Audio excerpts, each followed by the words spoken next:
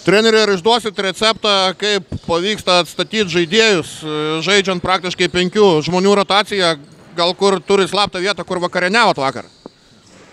Slaptų vietų nėra, vakar jau apie tai kalbėjom, pavalgėm lašinių, atsigavom, viskas tvarkoja.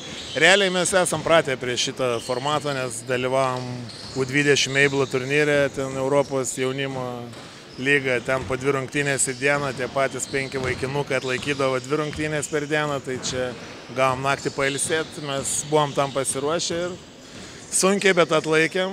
Rungtynės, kad rezultatas buvo kaip ir didelis, tikrai nebuvo lengvas, greitos, su daug metimų, bet džiugu, sveikinimai Biržam po 8 metų U19 vėl turint medalį. Koks būtų parašytas pažymys komandai apskritai už visą sezoną? Sakyčiau, 10 balų.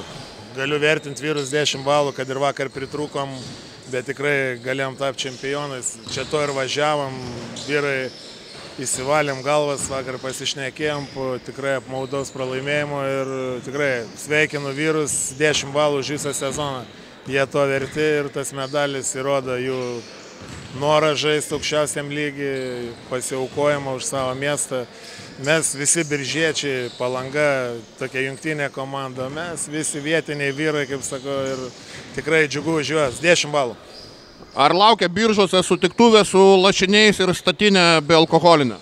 Be abejo, manau, kad gėlės, lašiniai ir be alkoholinis alus šiandien liesis laisvai.